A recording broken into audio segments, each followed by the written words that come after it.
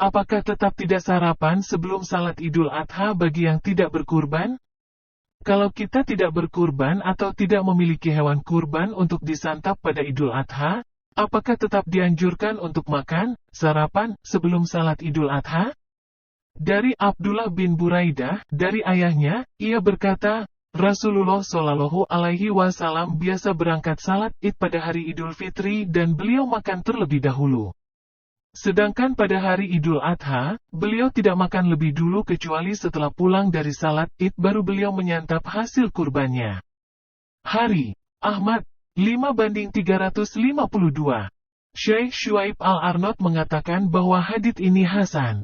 Orang yang pergi salat Id tidak lepas dari dua kemungkinan, memiliki hewan kurban, tidak memiliki hewan kurban. Pertama, yang memiliki hewan kurban, sepakat para ulama, disunahkan baginya untuk menunda makan pada Idul Adha. Dianjurkan ia nanti berbuka dengan memakan hati dari hewan kurbannya. Hal ini berdasarkan hadits dari Buraidah radhiyallahu anhu, ia berkata, jika Nabi Shallallahu Alaihi Wasallam pulang, beliau makan dari hati hewan kurban beliau. Hari Al-Baihaqi dalam As-Sunan Al-Kubra, 3/283. Kedua, yang tidak memiliki hewan kurban, jumhur ulama, mayoritas ulama, ulama Hanafiyah, ulama Malikiyah, ungkapan dari Syafi'iyah, disunahkan untuk tetap menunda makan, sampai salat Id. Sedangkan ulama Hambali, bagi yang tidak memiliki hewan kurban, maka tidak mengapa makan sebelum salat atau sesudahnya.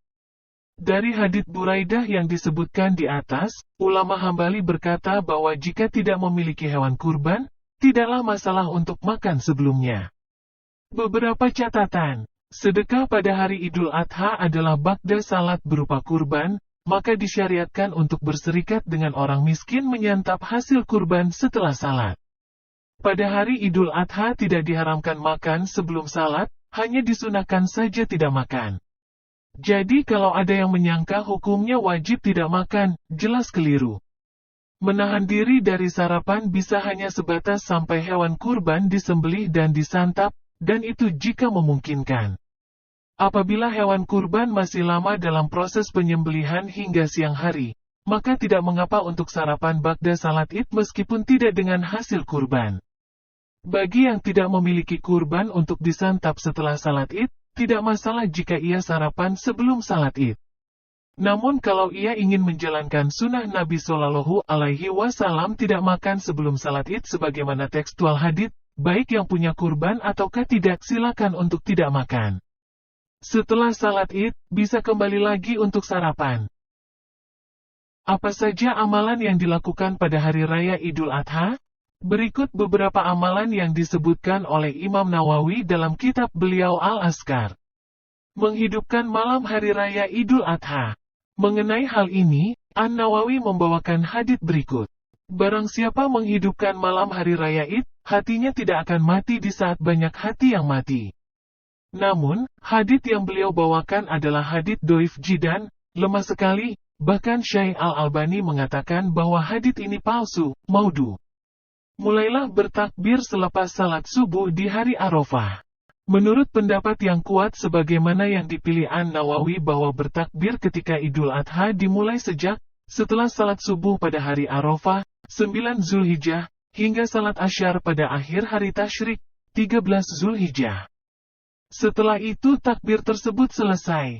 Apa saja bacaan takbirnya? An-Nawawi mengatakan bahwa boleh dengan membaca Allahu Akbar 3 kali berturut-turut.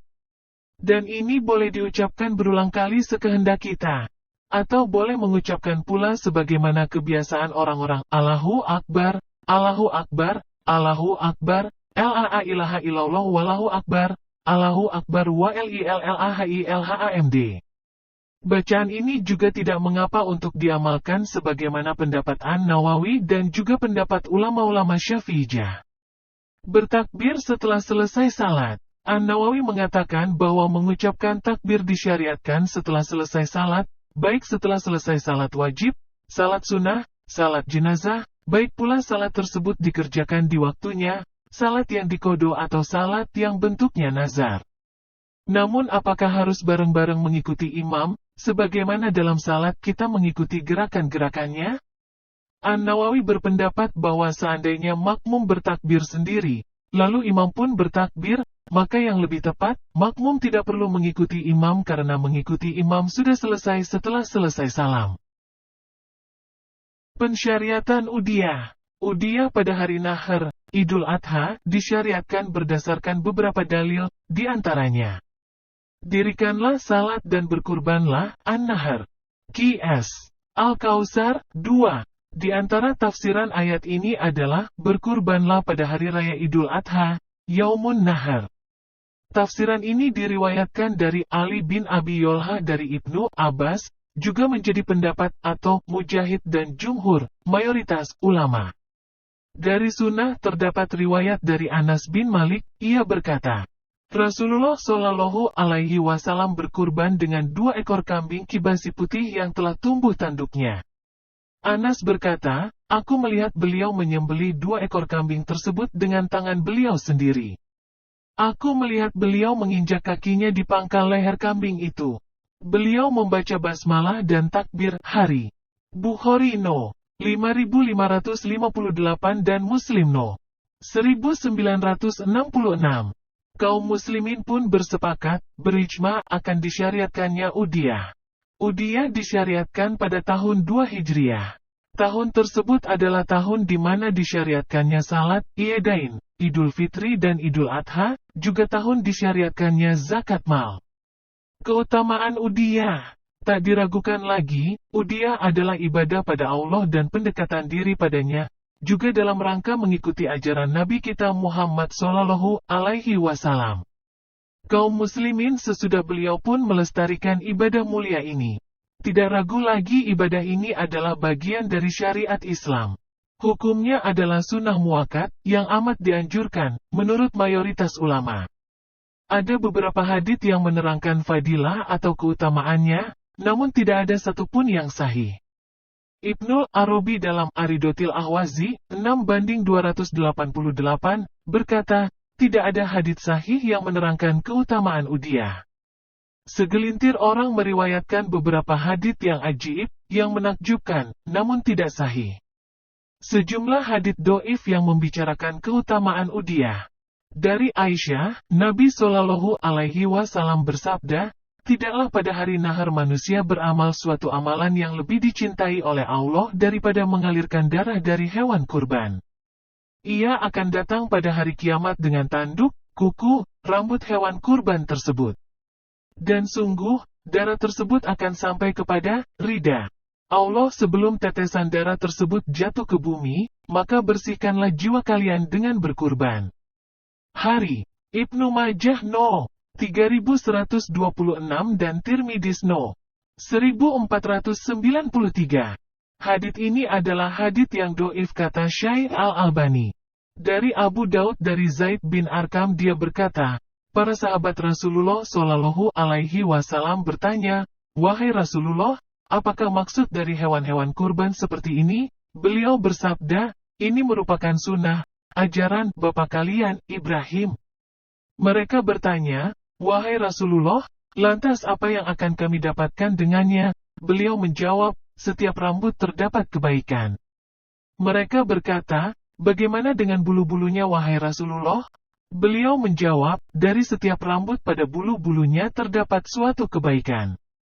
Hari. Ibnu Majah No. 3127. Syekh Al-Albani mengatakan bahwa hadits ini doif jidan. Hikmah dibalik menyembelih kurban. Pertama, bersyukur kepada Allah atas nikmat hayat, kehidupan yang diberikan.